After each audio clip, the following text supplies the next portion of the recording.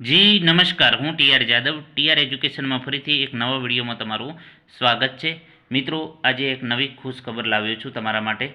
તો મિત્રો, ભારતની સૌથી મોટી બેંક એસબીઆઈ એટલે કે સ્ટેટ બેંક ઓફ ઇન્ડિયામાં લગભગ 15,000 જગ્યાઓ માટેનું નોટિફિકેશન આવ્યું છે જુનિયર એસોસિએટ માટેનું. તો મિત્રો, તેના વિશે આ વિડીયોમાં ચર્ચા કરીશું. તો અહીં તમે જોઈ શકો છો, State Bank of India recruitment of junior associate customer support and sales advertisement તમે જોઈ શકો છો. Online registration of application and payment of fees 17/12/2024થી 7/1/2025 સુધી તમે ભરી શકશો. અહીં જે તમે જોઈ શકો છો. મિત્રો, વાત કરીશું સંપૂર્ણ ડિટેલમાં. તો મિત્રો, જે ગુજરાત માટે આપણે વાત કરીશું તો ગુજરાત માટે 1,464 જેવી જગ્યાઓ છે. હવે જે અલગ અલગ રાજ્યો પ્રમાણે જાહેરાત આવી છે. તો મિત્રો, સ્ટેટ વાઇઝ જે પ્રમાણે જગ્યાઓ છે તો તમારે ફક્ત કોઈ પણ એક જ સ્ટેટ સિલેક્ટ કરવાનું છે, તમને જે પસંદ આવે એ. તો એ પ્રમાણે તમે ફોર્મ ભરી શકશો. અને મિત્રો, એક્ઝામ પણ લોકલ લેંગ્વેજમાં લેવામાં આવશે. ગુજરાત છે તો ગુજરાતી, એ રીતે જે તે રાજ્યોની જે લોકલ લેંગ્વેજ છે, મધર લેંગ્વેજ, તેની અંદર એક્ઝામ લેવામાં આવશે. અહીં તમે જોઈ શકો છો, પ્રિલિમિનરી અને મેન્સ બે એક્ઝામ લેવામાં આવશે. પ્રિલિમિનરી એક્ઝામ ફેબ્રુઆરી 2025માં લેવામાં આવશે, જ્યારે મેન્સ એક્ઝામ ટેન્ટેટિવ ડેટ આપેલી છે માર્ચ એપ્રિલ 2025. અહીં વેબસાઇટ આપેલી છે, તેના પર તમે જઈને બીજી માહિતી તમે મેળવી શકશો. એક બીજી આ વેબસાઇટ છે, બે વેબસાઇટ પર જઈને તમે માહિતી મેળવી શકશો ડે બાય ડેની. અહીં વેકેન્સી આપેલી છે. તો વાત કરીશું અમદાવાદ, જે ગુજરાત. તો ગુજરાતમાં ટોટલ વાત કરીશું 1,464 જગ્યાઓ છે, જેમાં કેટેગરી વાઇઝ તમે જોઈ શકો છો 1,073 અને પ્લસ 168 બીજી જગ્યાઓ છે. એમ કરીને 1,464 જગ્યાઓ છે. હવે કેટેગરી વાઇઝ તમે જોઈ શકો છો, એસસી માટે, એસટી માટે, ઓબીસી માટે, ઈડબ્લ્યુએસ માટે. એ રીતે અહીં તમે જોઈ શકો છો જે લેંગ્વેજ કઈ ભાષામાં પરીક્ષા લેવામાં આવશે. તો ગુજરાત માટે ગુજરાતી છે, અમરાવતી આંધ્રપ્રદેશ માટે તેલુગુ, એ પ્રમાણે એમની મધર લેંગ્વેજમાં એક્ઝામ લેવામાં આવશે. હવે વાત કરીશું કે એજ્યુકેશન ક્વોલિફિકેશન શું રહેશે. તો અહીં તમે જોઈ શકો છો, એજ્યુકેશન ક્વોલિફિકેશનમાં ગ્રેજ્યુએશન ઇન એની ડિસિપ્લિન, કોઈ પણ શાખામાં ગ્રેજ્યુએશન હોવું જોઈએ, તે ફોર્મ ભરી શકશે. એના પછી નોન ક્રિમિનલ.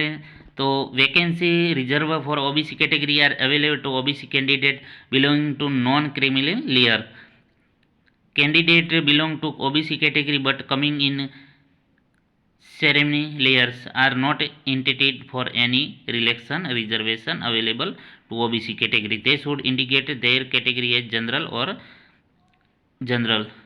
જો તમારે નોન ક્રિમિનલ સર્ટિફિકેટ નહીં હોય તો તમને લાભ ન મળે.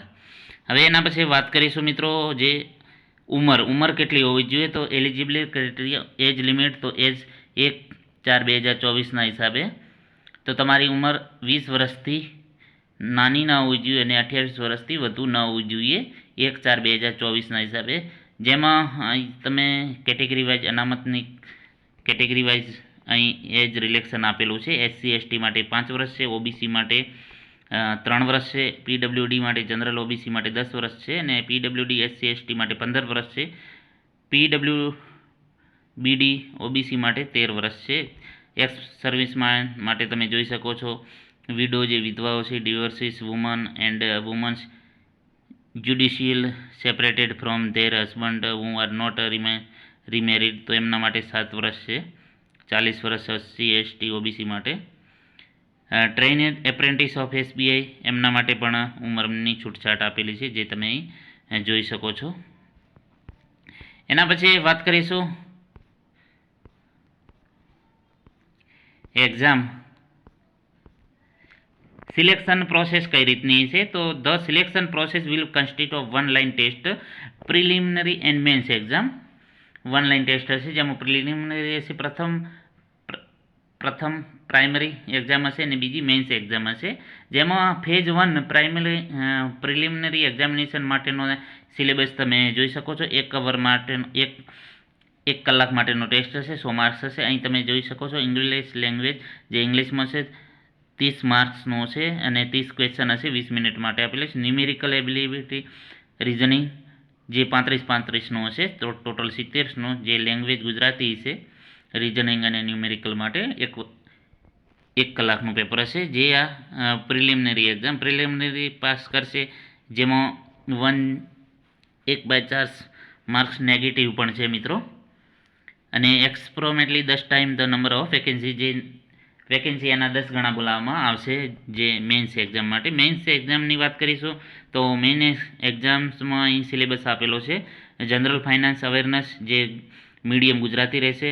જનરલ ઇંગ્લિશ, જે ઇંગ્લિશમાં હશે, જેના જનરલ અવેરનેસ ફાઇનાન્શિયલ અવેરનેસમાં 50 ક્વેશ્ચન હશે, 50 માર્ક્સનો, 35 મિનિટ હશે. જનરલ ઇંગ્લિશ 40 ક્વેશ્ચન હશે, 40 માર્ક્સનો હશે, 35 મિનિટ છે.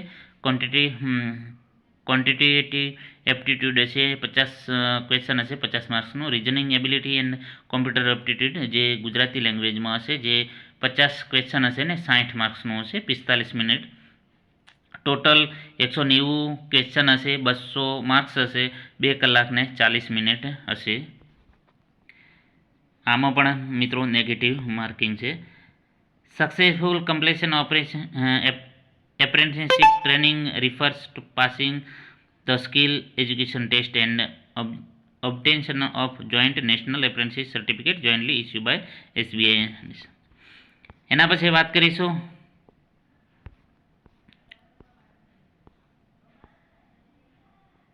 પ્રિલિમિનરીની, જે પ્રમાણે આપણે વાત કરી છે, ફેબ્રુઆરીમાં એક્ઝામ લેવામાં આવશે. પગાર ધોરણની વાત કરીશું તો પગાર ધોરણમાં મિત્રો ₹24,050થી સ્ટાર્ટ થશે, 28,070 એ પ્રમાણે તમે પગાર ધોરણ અહીં તમે જોઈ શકો છો. જે સ્ટાર્ટિંગ બેઝિક પે 26,730, 24,000થી 50 +2 એડવાન્સ ઇન્ક્રીમેન્ટ એડમિશન ગ્રેજ્યુએટીસ.